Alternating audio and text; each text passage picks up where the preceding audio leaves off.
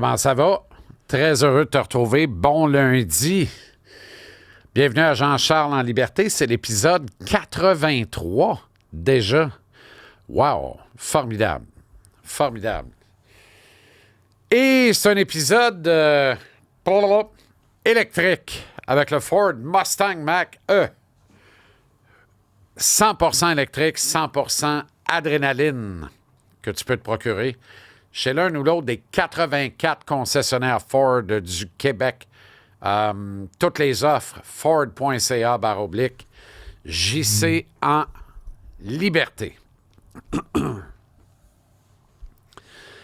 Est-ce que Chris Knoblauch a brûlé ses dernières cartouches derrière le banc des Oilers avec l'utilisation des gardiens de but? Et là, l'utilisation des gardiens de but, Knoblauch n'est pas le directeur général des Oilers, donc il fait avec ce qu'il a. Il fait avec ce qu'on lui donne, ce qu'on lui procure, ce qu'on lui offre. Je reviens souvent toujours avec le même exemple. Si tu en vas au garage avec 32 Pinto, puis que tu dis au gars, je t'échange les 32 contre ton Mercedes qui est là, les probabilités que la réponse soit non sont de forte à très forte à très, très forte.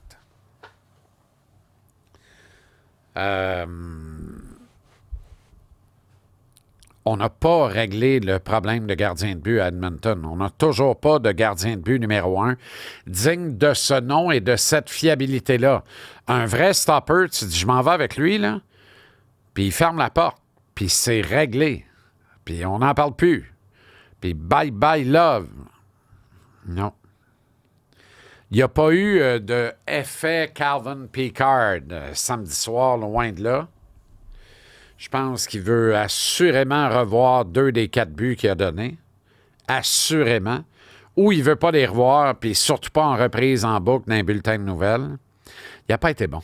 La vérité, il n'a pas été bon. Il n'a pas fait le travail. Et les Panthers sont tellement forts, tellement puissants, ils ont tellement de profondeur. Si t'as pas un dude en arrière avec des grosses pads qui fait les arrêts et qui dit « Hey, venez-vous-en, il n'y a rien qui m'impressionne. » Tu sais, des performances hors normes, là, on en a vu dans le passé. Là. Jean-Sébastien Giguère avec les Ducks d'Anaheim. Ça rentrait de partout, ça débordait de partout. Les chances de marquer, les tirs en quantité. Il ne voulait rien savoir, il arrêtait tout. Évidemment, le seul, l'unique, le légendaire Patrick Roy. Les Roua, Roua, Roua. Il y a 20 ans, il était à Madison Square Garden. Il est gros comme un pou. Avec ses pattes brunes qui semblent y arriver en bas des genoux. Son masque blanc, pas de protège-cou. Mais il arrête tout. Il veut rien savoir. Le Canadien est dominé. Les Rangers ont des chances de marquer de qualité, des tirs à profusion. Il arrête tout. Les Oilers avaient besoin de ce genre de performance-là. À défaut d'en avoir une extraordinaire de Connor McDavid, qui est 0-5 dans cette finale-là. Oui, il a scoré. Non, c'est pas assez. Il est, au final, 0-5. On a besoin d'un McDavid plus dominant, plus présent.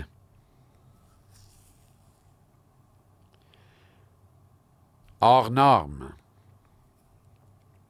Connor doit suivre Léon, l'arrimer, voire le supplanter. Être meilleur encore que le pape. Il doit inspirer le groupe. Ça ne s'est pas produit. Morale de l'histoire, la Floride reçoit les Oilers à la maison demain. Puis y a-tu vraiment quelqu'un qui pense que cette finale de la Coupe Stanley va s'étirer jusqu'à vendredi soir, match numéro 7 à Edmonton? Moi, je commence à en douter fortement, là. Honnêtement, là.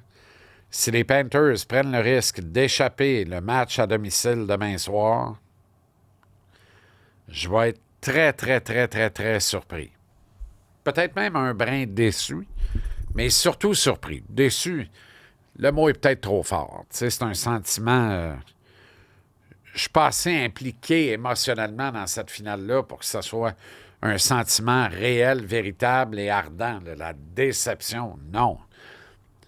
Mais je vais vous mépriser un peu, mais en vous regardant en disant, mais qu'est-ce que vous faites là? Ou qu'est-ce que vous n'avez pas fait là? Qu'est-ce qui vous arrive ou qui vous arrive pas? Wake up, là.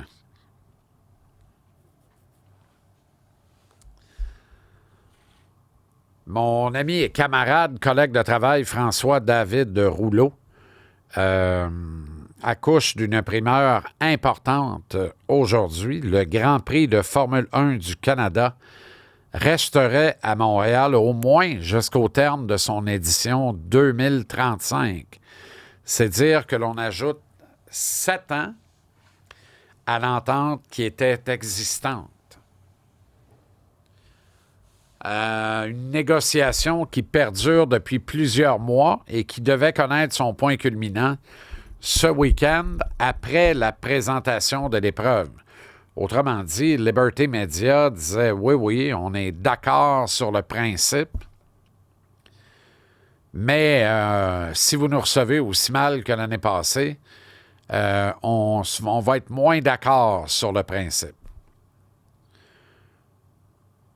De ce que je comprends, la volonté de Liberty Media n'a jamais vraiment été de briser l'entente actuelle, bien que une autre édition catastrophique comme l'an dernier, et ils auraient eu des points de droit suffisants pour briser l'entente et peut-être voir l'épreuve quitter Montréal avant le terme initialement prévu de 2028.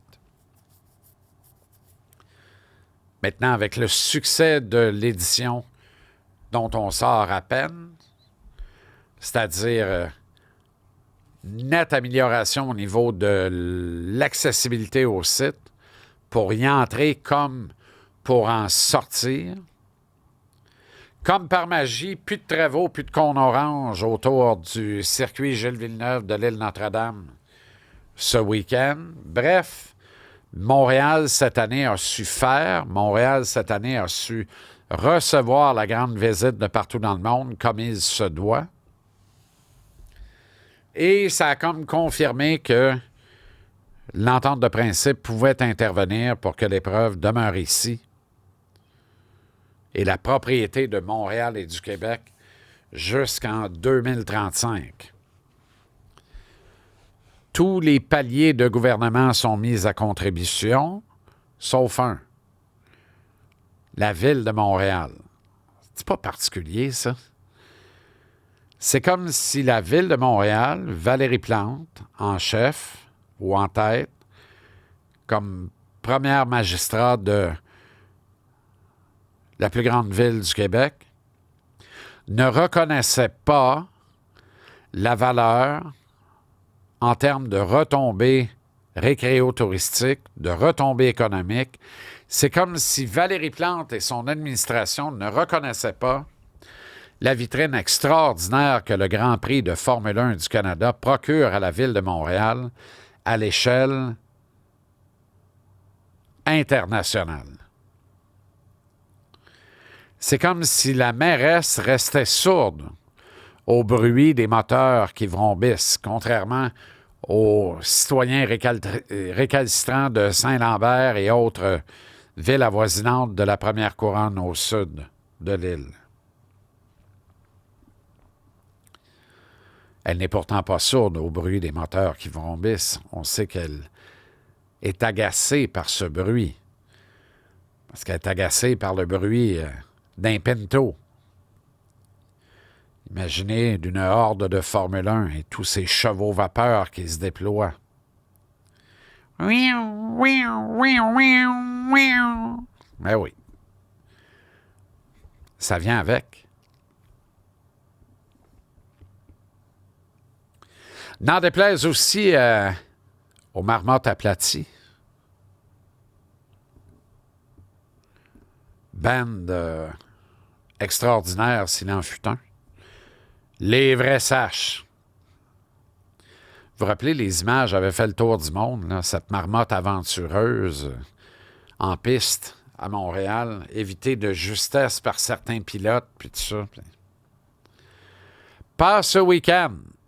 Une nouvelle marmotte aventureuse a subi les foudres de la monoplace de Lewis Hamilton, par ailleurs un amant des animaux. Très triste de commenter la nouvelle en point de presse d'après-épreuve. Ouais, brisez mon char, c'est fait. Piler sur une marmotte, ça a brisé ton char. Ouais, mon char est fragile. C'est quoi ton char de Formule 1? Eh bien.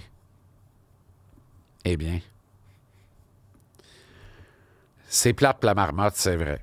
En même temps, voilà. La faune côtoie. Ça veut dire que c'est normal, il y a encore de la vie. Tu sais, il y a encore c'est parfait. Il y a un écosystème à l'île Notre-Dame et au circuit Gilles Villeneuve. Je parlais de la mairesse tantôt. Là. Elle débarque sur Crescent, quasiment avec des bottes de travail et un chapeau blanc de col blanc sur la tête ou de contremaître de chantier. Quasiment avec son gun à mesurer, parce qu'elle s'en vient mesurer les terrasses.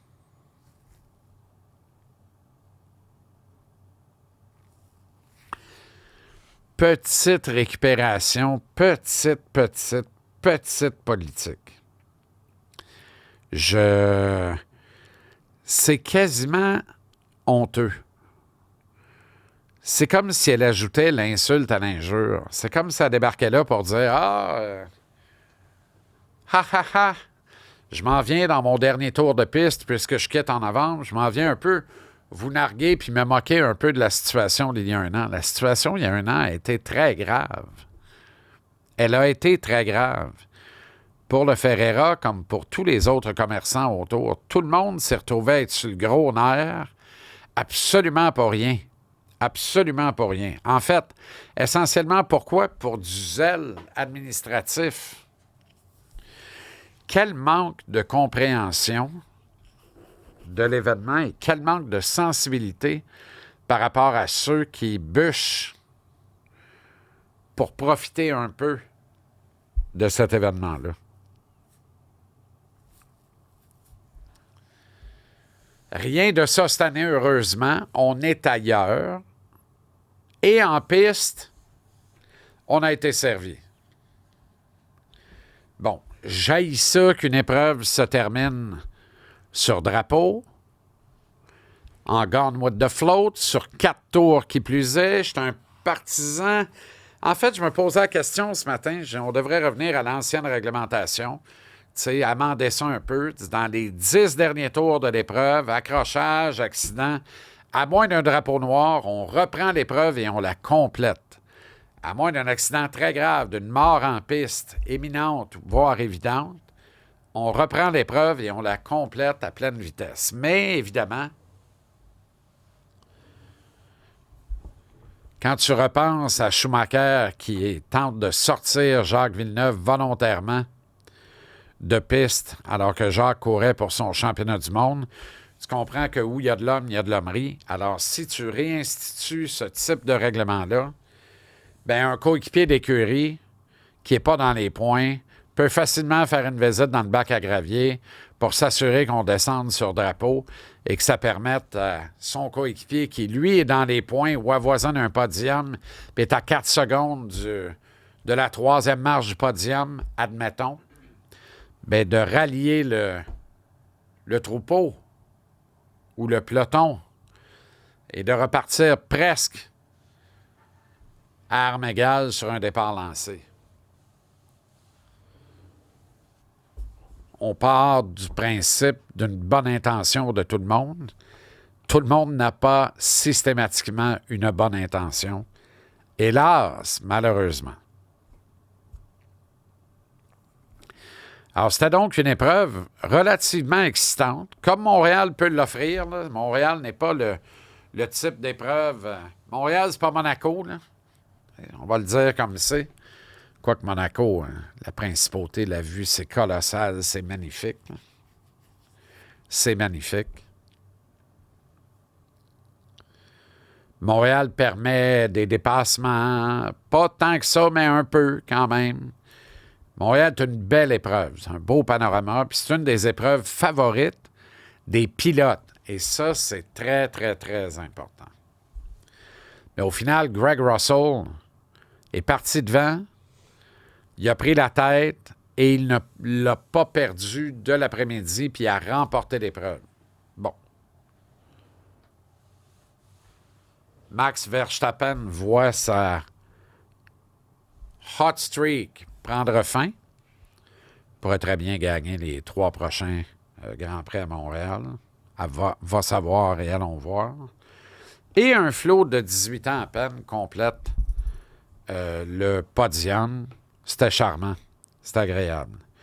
Lance Stroll, qui me semble, il y a des affaires qu'on ne peut pas contrôler dans la vie, là. Il me semble ne pas avoir le physique de l'emploi. Je le trouve trop grand et trop pesant pour de la Formule 1, où on retrouve généralement des gars qu'on pourrait facilement asseoir sur un cheval au Derby du Kentucky parce qu'ils ont le physique du jockey. C'est-à-dire n'importe quoi entre 5 pieds 2, 5 pieds 6, puis n'importe quoi entre 110 et 130 livres. Là. Lance Stroll est plus grand, plus costaud, musculature, plus pesant donc. Voilà qui ne l'aide vraisemblablement pas. Je reviens sur la fin de l'épreuve en arrêté. Ça survient, ça, alors que 2 coéquipiers entrent en collision. 2 coéquipiers de la même écurie.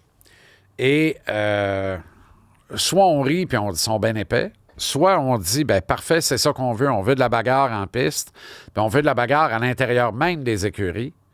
Dans leur cas, l'appel est clair de la part des dirigeants de l'écurie. C'est l'écurie McLaren, c'est tu y vas. Quoi qu'il advienne, tu y vas. Il y a une bagarre en piste. Elle vous implique tous les deux. Bagarrez-vous que le meilleur gagne. Rendu là, bon, il y a enquête. On va aller au bout de ça. On va tenter d'en savoir davantage. Ça serait la faute duquel des deux plus qu'à l'autre. Et pourquoi? Tu sais, des fois, tu le sens, là, l'autre est plus puissant que toi, mais tu refuses obstinément de le laisser passer. Ça peut provoquer ce genre de collision-là. J'accuse personne dans ce cas-ci. C'est au-dessus de mes forces et de ma compétence de toute façon. Je trust le process, je fais confiance aux individus